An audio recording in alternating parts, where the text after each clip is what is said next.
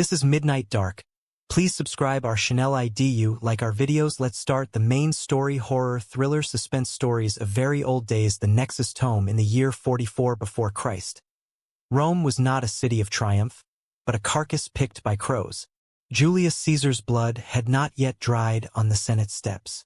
The Ides of March left behind whispers darker than steel. Whispers of gods angered, of legions cursed, of shadows unchained. The empire's heart beat weakly, yet in its weakness, the old powers stirred. And in this night of revels and ruin, a girl named Lira bent to her work. She was no patrician daughter wrapped in silk. Lira was a slave, Gaulish by birth, Roman by chains. Her hands were cracked from scrubbing marble floors slick with the wine and vomit of drunken senators. A bronze collar clung to her throat, a brand of ownership. But behind her bruises, her eyes burned with a strange gift. They said she could read the stars as if they were letters on a page. That her dreams came true. That when she gazed too long at the heavens, she whispered secrets no slave should know. Perhaps this was why fate chose her. The night after Caesar's murder, Rome was alive with fever. Fires burned in villas where nobles drank to the tyrant's fall.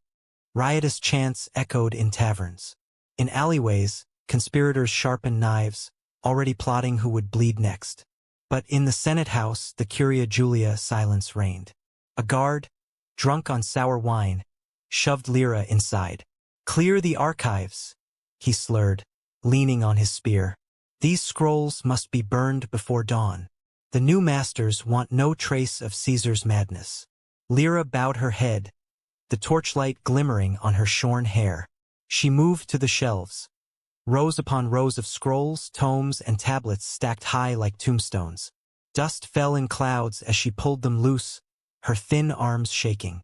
One shelf, rotten with age, gave way with a thunderous crack. The weight of forgotten histories spilled across the marble floor. And there, half buried among shattered tablets, she saw it. A volume bound in skin. The leather was pale, almost waxen, stitched with black thread. Symbols danced across its cover. Symbols that seemed to twist and writhe like living worms when the torchlight touched them. Lira froze, her biret cachin. The guard sneered. "What is it, wench?" "Nothing, master," she whispered quickly, slipping the book beneath her ragged toga. The man grunted, too drunk to care. He sank against a column, snoring before his head even touched the stone. Lira's heart thundered. She could feel the tome pressing against her ribs, warm as flesh. Later that night, in her cell beneath the Palatine Hill, she lit a stolen candle. The walls dripped with damp. Rats scurried in the straw. She waited until the guards above snored like oxen before pulling the book free. Her fingers trembled as she opened it. The pages were thin as dried skin, black ink scrawled in a tongue she should not have known, yet somehow did. Etruscan, dead for centuries. She read aloud in a whisper. "The empire falls when the shadows rise. The reader binds the chain. The reader breaks the chain." Her pulse quickened. Each word seemed to scrape against her bones. The candle flickered though no breeze stirred. And then a sound. Not wind, not rat. Whispers. Thousands of voices, murmuring in unison, filling the room like a tide. They spoke of doom, of blood, of a girl who would feed them. The candle leaned sideways as if blown by unseen breath. The shadows in the corner stretched, twisted, fused into a figure. It was tall, its limbs too long, too heavy. Its eyes burned red like coals buried in ash. "You have summoned us?" it rasped, voice grinding like wheels over gravel. Lira screamem. The book tumbled from her lap. The shadow collapsed into nothing. But the whispers remained. And outside her cell, footsteps echoed. Uneven, dragging, claws scraping against stone. The guard? No, something else. Lira pressed the tome to her chest and fled, barefoot into the Roman night. The city seethed with chaos. Patricians feasted in torchlit gardens. Slaves muttered rebellion in the shadows. Gladiators brawled drunkenly in the streets. But Lira heard none of it. She heard only the whispers. "Run, child of stars, run." We hunger for your light. Every alley narrowed into darkness. Every corner reached for her like a hand. She ducked into a temple, the Temple of Vesta, where the eternal flame burned bright. She dropped to her knees before the hearth. "Protect me," she gasped, clutching the book. For a moment the fire blazed. She felt its heat upon her face. Then it dimmed. Smoke rose from the flames, curling into shapes. Faces. One face. Caesar's. His eyes empty, his lips twisted in accusation. A hand seized her shoulder. Lira whirled, ready to scream. But it was not shadow, not claw. It was flesh. The high priestess of Vesta, her face pale as marble, eyes hard as obsidian. "What demon do you carry, girl?" she demanded. Lira showed her the tome. The priestess recoiled as if struck. "The Nexus Tome," she whispered. "Forbid it since the reign of Tarquin. It binds the shades of the unburied, souls your Caesar's blood has freed." The temple doors creaked. A wind howled inside though the night was still. And then, like ink poured into water, the shadows came. Legion upon legion, their armor clanking, their swords gleaming with nothing but absence. "Reader," they chorused, a thunder of dead voices. "Feed us." The temple doors groaned wide, though no mortal hand touched them. Darkness bled into the sacred chamber, swallowing the eternal fire of Vesta. Shadows poured in, at first like smoke, then like soldiers. Specters in broken armor, helmets split, mouths gashed, eyes void. The unburied dead, cut down in forgotten battles, their hatred bound by ink and skin. The high priestess Eldra raised her staff, flame flickering at its tip. "Stand behind me, child," she commanded, though fear trembled her voice. "These are shades of Rome's past, chained to the tome. They seek its reader." The shadows marched in rhythm, their footsteps echoing without weight. Each one carried a weapon. Swords rusted black, spears that dissolved into mist, shields cracked like tombstones. They stopped before Lira. "Reader." They spoke in unison, their voices a storm of whispers. "Bind us, or bleed." Lira clutched the tome tighter. I don't understand." The high priestess snarled, thrusting the flame forward. The shades recoiled with hissing shrieks, their forms bending backward like smoke and wind. "Burn the book," Eldra cried. "Only fire can end the curse." But as she spoke, the tome's pages fluttered open, though no breeze stirred them. Strange light glowed from within, letters burning across the parchment. Lira read them unwillingly, as though the words dragged her tongue. "The slave shall unmake the chain." Her heart hammered. The prophecy was about her. "No," Eldra snapped, seeing her hesitation. "The tome lies. Cast it into the fire." Yet Lira could not move. The words shimmered like stars in her skull. Every line she read burned into her mind, chains wrapping tighter, and the shades drew closer. One reached forward, its hand half bone, half smoke.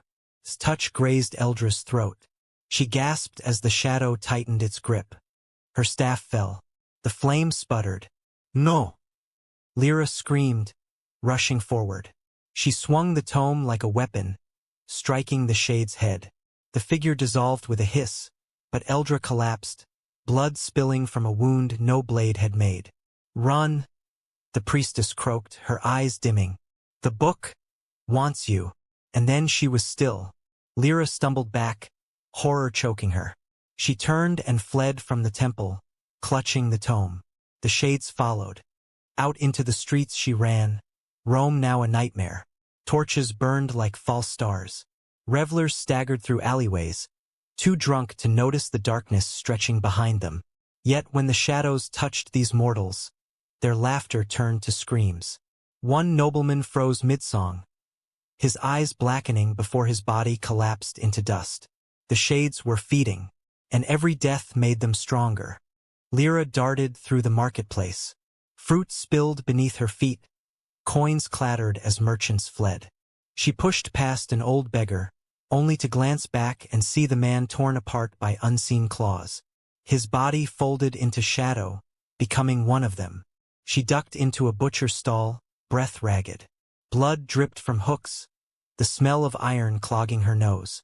She pressed the tome to her chest. "What do you want from me?" she whispered. The answer came from everywhere: walls, ground, sky. "Your light, your chain, your soul." She shut her eyes, trembling. "If I burn it, will they vanish? If I keep it, will I damn the city?" The book grew heavier in her hands, pulsing like a second heart. Suddenly, a figure grabbed her arm. She spun, ready to scream. It was a soldier, a centurion, his bronze armor gleaming with oil, his helmet casting his face in shadow. His grip was firm, but his voice low.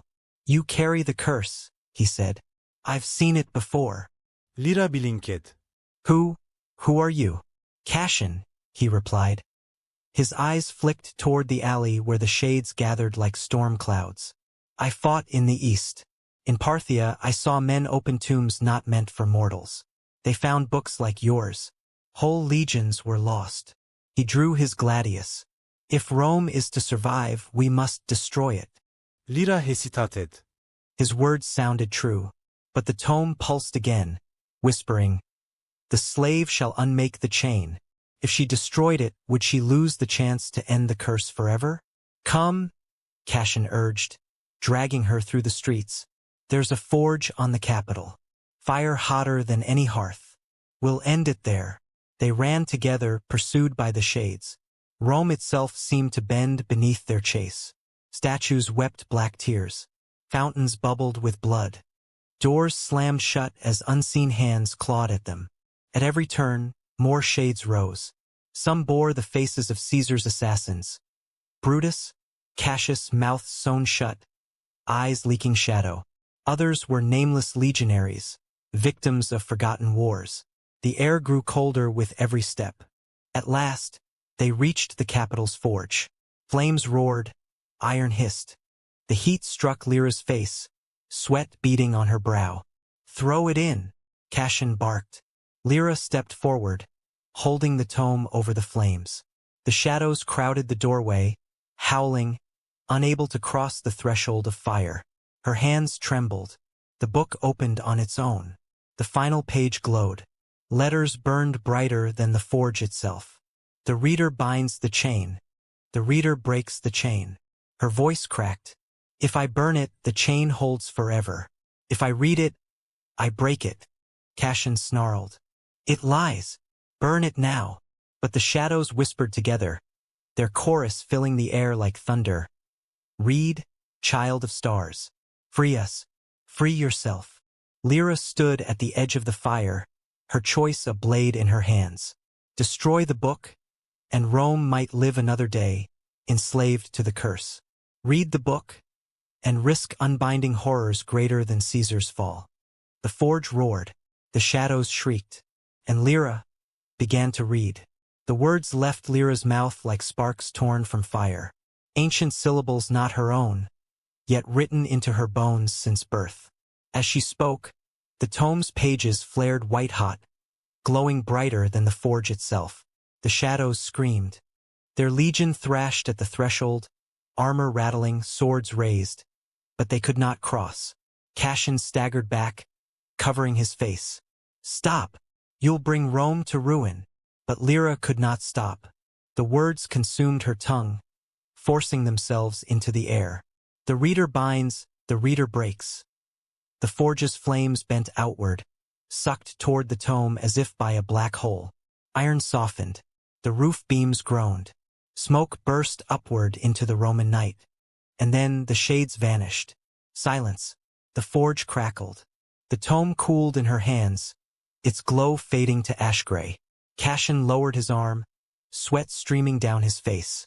You've done it." Lyra shook her head. The air still hummed with whispers. "No." Not yet. For though the shadows were gone, the city around them had changed. The streets outside were deserted. The torches had burned to embers. The night sky hung low, stars veiled, moon swollen red as a wound. Rome was no longer Rome. It was something older. Lyra stepped outside the forge. The forum stretched before her, but its marble columns were cracked, bleeding black ichor. Statues leaned like corpses on gallows. The great temples glowed faintly, not with firelight, but with veins of shadow crawling across their walls. And there, in the distance, loomed a figure, tall, Faust. more colossal than any man, its body stitched from darkness, its crown of bone and flame. Its eyes were hollow pits, and in them burned the light of 1,000 unburied souls.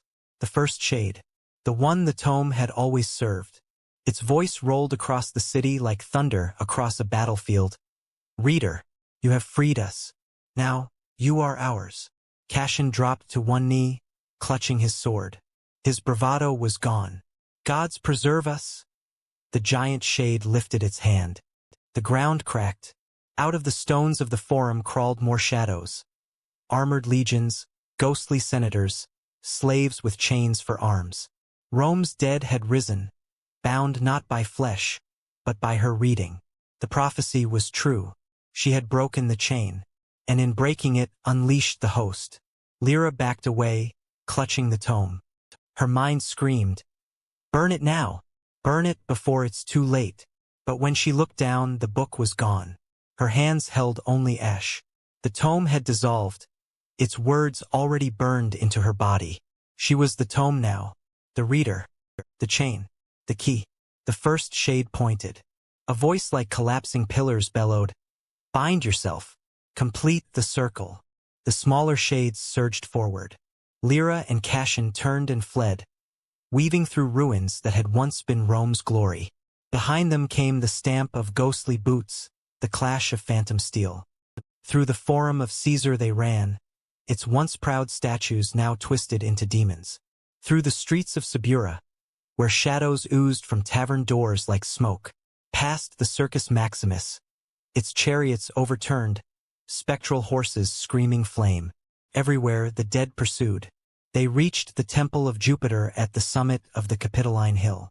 Its columns stood broken, but its altar still glowed faintly with the old god's power. Cassian shoved Lira forward. "Here, call on the gods. They may yet answer." Lira dropped to her knees, gasping. The temple air was thick, heavy. She placed her hands upon the altar stone. "Jupiter, if you still rule this sky, protect your city." Thunder cracked above. For a moment, light split the heavens, casting the shades into retreat. But the first shade only laughed. "The gods are dead. Their altars feed us now." Lightning struck the altar. The stone shattered beneath Lyra's palms, tossing her back. She fell against the steps, blood in her mouth. The shade legions advanced. Cassian stood above her, sword raised, face grim. "If Rome falls tonight, let it fall with steel in my hand." He charged the shades. His blade cut 1, 2, 3, each dissolving with shrieks. But the horde swarmed him. He vanished in a sea of claws and smoke. His scream was swallowed. Lira was alone. The first shade loomed over the hill, its shadow blotting out the stars. "You cannot resist," it said. "The reader is bound. Speak the last words, girl. Give us your flesh." Her body shook. Her lips burned. The words pressed at her teeth like fire, begging to be released. The reader binds. The reader breaks. She could end it here. Bind herself. Let them take her. The curse might sleep again. But another thought struck. If I am the chain, then I choose how it breaks. With trembling strength, she climbed to her feet. Her voice rose, not in fear, but in defiance. "The slave shall unmake the chain." The shadows shrieked. The first shade reared back, as if the prophecy itself burned it. Lira spread her arms wide, shouting into the storm, "I am the reader. I am the book. And I choose to end you." The ground cracked beneath her. Fire erupted from her chest, white and blinding. The whispers became screams, then silence. Shadows clawed at the air, dissolving one by one into ash and dust. The first shade bellowed, its body splitting into smoke, its crown shattering into sparks. Rome shook as if the earth itself wept. And then, stillness. When Lira opened her eyes, dawn painted the sky. The shades were gone. The streets were quiet. The temples stood whole again. Rome had returned. But Cassion was gone. Eldra was gone. All who had seen the truth were dust. Only she remained, standing on the Capitoline hill, her collar broken, her hands empty. The tome was ash, but the words still lived in her blood. Morning light spilled across the city of Rome, gilding marble with gold. From the outside, nothing seemed amiss. Merchants reopened their stalls. Legionaries marched their patrols. Children played in the courtyards. But for Lira, the world was no longer the same. She wandered the streets like a ghost, her bare feet bleeding, her toga torn. She passed through the marketplace where she had fled the night before. Fruit once crushed, now fresh again. Merchants shouting as if no blood had ever soaked the stones. Yet their eyes did not see her. They slid over her as though she were air. She returned to the temple of Vesta. The eternal flame burned as bright as ever. But no priestess waited there. No blood stained the floor. Eldra's body was gone, erased as if she had never lived. "Am I cursed to remember alone?" she whispered. The flame flickered, and for an instant, she swore it took the shape of a face, Eldra's, eyes wide with warning. Then it was gone. Days passed. Lira did not eat. She did not sleep. She walked the streets, listening. And sometimes, beneath the chatter of the living, she heard it. The whispers, faint but there. "Reader, reader." She looked at her hands. Faint black letters crawled beneath her skin, moving like veins. The tome was gone, but its words had marked her forever. She was the last page. One night, beneath a crescent moon, she climbed the Palatine hill and stood where Caesar had fallen. The marble still bore faint stains of his blood. She whispered into the silence. "Was this your plan, Caesar? To bleed, so the shades might rise? To bind Rome forever?" The wind stirred, and from the shadows of the Curia Julia, she thought she saw him. Julius himself. His toga torn, his face pale, his eyes black with void. His lips moved, but no sound came. Only the whispers. Lira fell to her knees. Tears carved tracks through the dust on her cheeks. "I ended them," she cried. "I burned you all away. Why do you still linger?" The whispers grew louder, surrounding her, filling her bones. The chain breaks, only to begin again. Her body shuddered. Pain surged through her veins as if molten iron coursed beneath her skin. She screamed, clutching her chest. The letters on her arms glowed, burning bright. And then silence. A soldier found her at dawn. She lay upon the steps, her eyes wide open, lips still moving though no sound escaped. "What do you see, girl?" he asked, shaking her. But she did not answer. She only whispered the same words, over and over, her voice hoarse, her body trembling. "Shadows, shadows, Rome will burn." The soldier crossed himself and backed away. "Possessed," he muttered, spitting on the ground. "Let the priests deal with her." He turned and left her lying there. That night, in the Senate's archives, a scribe worked late.